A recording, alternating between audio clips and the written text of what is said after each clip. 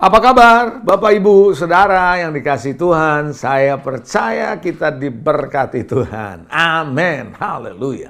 Dimanapun Anda berada, Anda sedang menyaksikan satu program Today's Message Biblical. Saya akan bicara hari ini tentang kemerdekaan keuangan, financial freedom.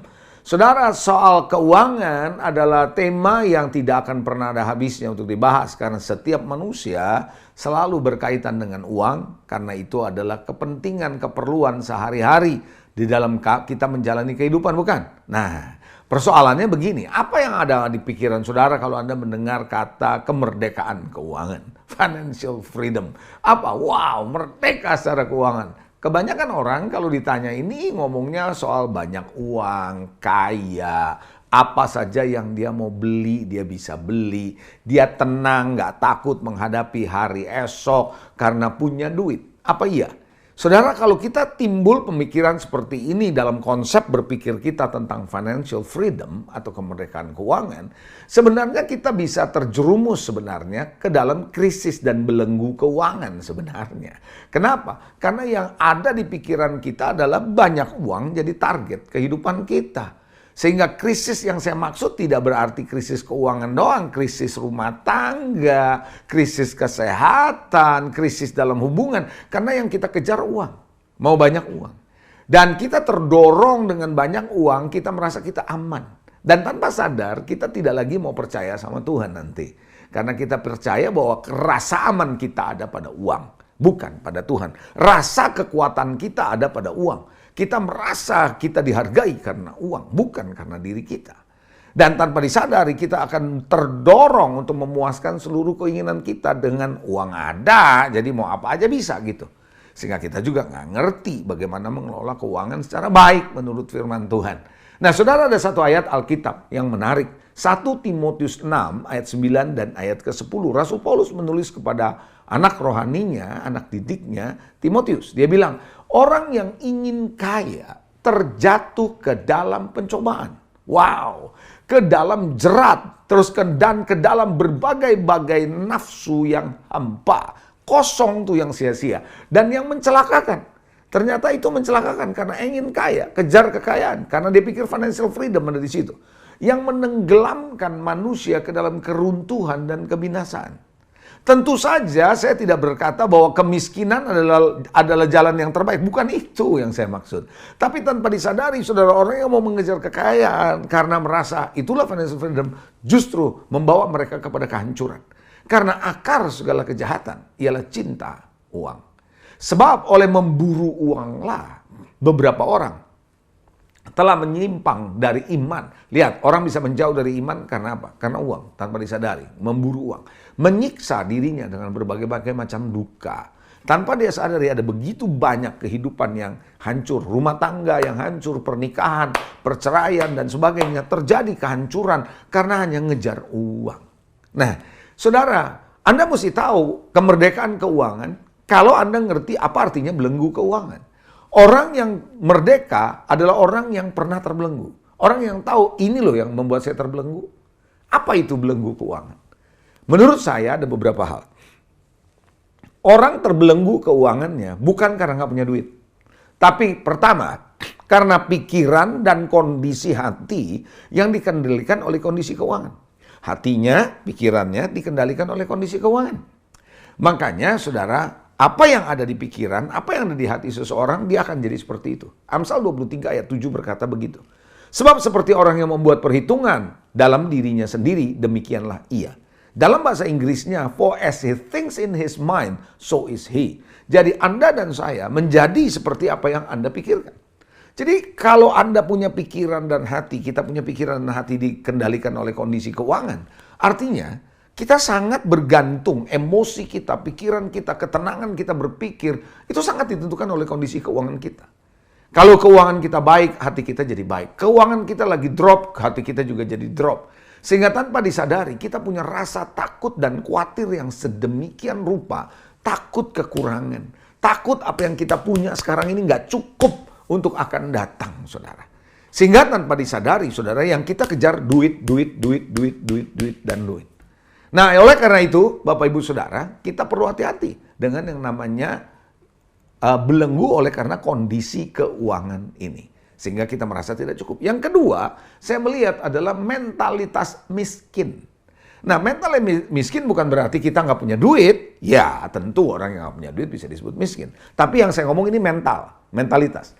Nah, belenggu keuangan dimulai dari mentalitas miskin. Bapak, Ibu, Saudara menghabiskan setiap penerimaan yang diperoleh dan tidak mempunyai tabungan. Tidak punya tabungan sama sekali, saudara. Nah, ini Amsal 21 ayat 20 berkata, harta yang indah dan minyak ada di kediaman orang bijak. Tetapi orang yang bebal memboroskannya. Jadi kalau kita ada berapa aja habis, berapa aja habis, itu mental miskin tuh. Nggak punya tabungan. Yang berikutnya mental miskin adalah malas. Kebodohan, tidak membangun pengetahuan, pemikiran kita tetap bodoh, tidak ngerti soal keuangan, tidak disiplin. Malas. Amsal berkata, Amsal 6 ayat 10 dan 11, tidur sebentar lagi, ngantuk sebentar lagi. Kemudian melipat tangan sebentar lagi untuk tinggal berbaring. Datanglah kemiskinan, katanya, kepadamu seperti seorang penyerbu dan kekurangan seperti orang yang bersenjata. Itu sebabnya mental miskin salah satunya adalah malas, ya, dan menghabiskan semuanya. Apa gejala-gejala dan wujud nyata kalau orang terbelenggu secara keuangan? Nggak mampu melunasi kewajiban. Nggak mampu. Kewajiban mau bayar uang sekolah nggak bisa. Mau bayar listrik nggak bisa. Mau bayar air nggak bisa. Dan seterusnya. Nggak bisa melunasi kewajiban. Terutama kewajiban dia di dalam kehidupan ini. Buat anak-anak sekolah nggak bisa. Nggak mampu, saudara, untuk memenuhi kebutuhan rumah tangga misalnya. Tidak tertib dalam pola pengeluaran. Nah, itu gejala nyata tuh bahwa orang terbelenggu. Jadi kalau begitu apa dong kemerdekaan keuangan? Nah, menurut saya kemerdekaan keuangan adalah saudara dan saya bebas dari rasa khawatir dan takut akan uang. Jadi gini, kita tidak bergantung pada kondisi keuangan, tapi kita bergantung sama Tuhan. Karena kita tahu yang mencukupi segala kebutuhan kita adalah Tuhan. Lewat proses kita bekerja. Lewat kita proses berinvestasi dan berbisnis. Tentu saja itu. Prosesnya Tuhan memberkati kita lewat bekerja, lewat berbisnis, lewat investasi. Tapi kita tidak ditentukan oleh kondisi keuangan. Tapi kita bergantung sama Tuhan. Kita nggak pernah khawatir saat lagi nggak ada duit. Kita nggak khawatir karena kita tahu Tuhan pasti mencukupi kebutuhan kita. Itu namanya bebas, belenggu, merdeka dari belenggu keuangan. Karena kita tidak khawatir dengan uang. Yang kedua, saya melihat mampu menghasilkan. Tentu saja mampu bekerja, menghasilkan, mengelola, melipat gandakan uang. Dia bisa. Itu merdeka tuh. Sebab saya nggak ngomong jumlah besarnya, tapi semampu Anda menghasilkan, bisa kelola dengan baik, bisa lipat gandakan uang, itu sudah merdeka secara keuangan. Saya melihat orang yang merdeka secara keuangan mampu memberi dengan sukacita. Banyak orang, saudara, punya duit tapi susah benar memberi. Nah, itu menurut saya belum merdeka. Karena dia takut untuk menabur. Karena uang menjadi pegangan dia. Kalau Tuhan yang menjadi pegangan dia, saya percaya, saudara, waktu dia menabur, dia tahu sumbernya datang dari Tuhan. Berkatnya. Saya percaya yang berikutnya, orang yang merdeka secara keuangan artinya dia bisa menikmati berkat yang dia terima dari Tuhan. Bersama dengan keluarga. Bersama dengan sahabat, bersama dengan orang-orang yang dia cintai, dia kasihi. Dia bisa nikmati. Ada banyak orang punya uang tapi nggak bisa menikmati hidup. Saudara, yang akhirnya cuma hidup kelihatannya polanya sederhana tapi dia tidak bisa menikmati. Menurut saya itu belenggu keuangan, saudara. Yang berikutnya saya melihat orang yang merdeka secara keuangan artinya mampu mengelola hutang. Saudara, hutang dalam artian produktif dan bisa dikendalikan, masih bisa dipertimbangkan sepanjang Anda bisa mengelola dengan baik. Bukannya Anda terlibat hutang, apalagi pinjol yang menghancurkan hidup kita. Saya percaya orang yang merdeka secara keuangan artinya percaya bahwa Tuhan yang akan mencukupkan segala kebutuhannya. Bukan pekerjaannya semata-mata, bukan bisnisnya, tapi Tuhan. Jadi hari ini kita mau belajar bagaimana setelah Anda tahu belenggu keuangan, apa itu kemerdekaan keuangan, bagaimana saudara dan saya bisa mengalami kemerdekaan keuangan kalau begitu. Anda siap? Oke. Yang pertama, Anda bisa mengalami kemerdekaan keuangan kalau yang pertama, kejar dan layani Tuhan, bukan mengejar uang. Anda nggak mungkin bisa merdeka secara keuangan kalau Anda tetap mengejarnya uang. Orang melayani bisa loh mengejar uang. Siapa? Gehazi. Gehazi adalah ketika Naaman disembuhkan. Saudara, Naaman mau kasih hadiah kepada Elisa, Elisa menolak. Tapi Gehazi mencoba mengambilnya. Dan Gehazi mengejar berkat, bukan mengejar Tuhan. Saudara, hidup kitalah yang menghasilkan uang, bukan uang yang menghasilkan hidup. Sumber hidup saudara adalah Tuhan kok. Jadi yang Anda dan saya harus kejar, yang Anda harus layani bukan uang, bukan mamon, tapi Tuhan. Tuhan itulah kekuatan yang bisa memberikan kekuatan kepada kita untuk memperoleh kekayaan. Dia yang memberikan kita kemampuan. Kekuatan itu bisa keterampilan, bisa hikmat, bisa kita punya keahlian. Itu menjadi kekuatan. Tuhan tanamkan itu. Kekuatan itu bukan simsalabim, lalu kita ngomong kita bisa duit datang. Bukan itu. Kekuatan itu adalah kemampuan berpikir kita, kemampuan berkarya. Itu yang menghasilkan kekayaan. Saudara yang dikasih, Anda mesti ngerti bahwa uang itu adalah urusan rohani loh. Iya, jangan pikir bahwa kerohanian gak ada urusan sama uang. Siapa bilang?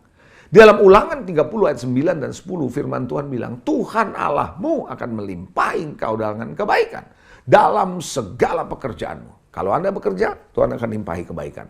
Dalam buah kandunganmu, kalau Anda yang sudah menikah, Tuhan pasti akan buka kandunganmu. Dalam hasil ternakmu, dalam hasil bumimu. Bagi yang berbisnis, Anda pasti diberkati Tuhan. Sebab Tuhan Allahmu akan bergirang kembali karena engkau dalam keberuntunganmu. Tuhan yang bikin keuntungan kok. Seperti ia bergirang karena nenek moyangmu dahulu.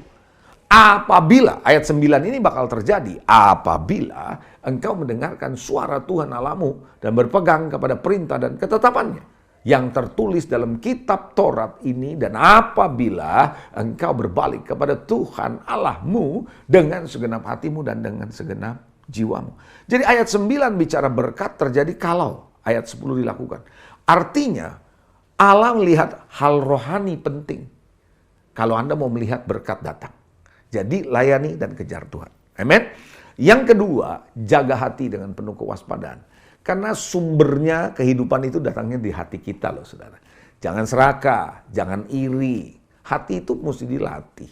Hindari keserakahan. Keserakahan itu bisa menghancurkan orang. Nggak pernah puas dengan apa yang dia sudah punya. Kita harus latih. Hati itu perlu dilatih. Hati dan keuangan itu ada urusannya. Hindari serakah. Belajar bersyukur. Hati itu perlu dididik untuk bersyukur. Mensyukuri apa yang Tuhan sudah berikan sampai dengan hari ini. Amin. Yes. Nah, saudara belajar bersyukur ya. Lalu kemudian Anda perlu belajar apa lagi selain bersyukur? Rendah hati. Jangan sombong. Karena Tuhan akan tinggikan, rendahkan orang yang sombong, tinggikan orang yang rendah hati. Belajar untuk bermurah hati. Berbagi. Apa yang Anda miliki, Anda perlu belajar. Karena saya melihat orang yang murah hati nggak pernah kekurangan, nggak pernah miskin. Justru orang yang kikir makin kekurangan, kata Alkitab. Anda boleh baca nanti di Amsal 11 ayat 24. Ada ayatnya itu, saudara. Jadi itulah sebabnya kita perlu belajar ya untuk melatih hati kita. Dan yang ketiga, jangan pernah lupa jalankan prinsip spiritual dalam keuangan saudara. Apa itu? Jangan pernah lupa mengembalikan persepuluhan. Hari-hari ini ada begitu banyak pengajaran yang menolak persepuluhan dan bahkan menentang. Saya katakan sama saudara, itu justru berbahaya. Yang Anda mesti mengerti adalah prinsip Alkitab jelas kita harus mengembalikan persepuluhan. Lalu belajar untuk menabur. Ada bagiannya kalau mau belajar persepuluhan, saudara ya. Belajar untuk menabur benih karena Anda tidak akan pernah menuai tanpa menabur. So, saya percaya kalau Anda lakukan ini, bangun kerohanianmu, jangan lupa doa, jangan lupa menyembah Tuhan, jangan lupa punya ikat janji sama Tuhan. Itu penting karena Tuhan berprinsip melalui kerohanianmu terlebih dahulu. Jangan lupa kalau Anda mau ngalamin kemerdekaan keuangan. Sampai jumpa di acara kita selanjutnya. Today's Message Program Biblical. God bless you.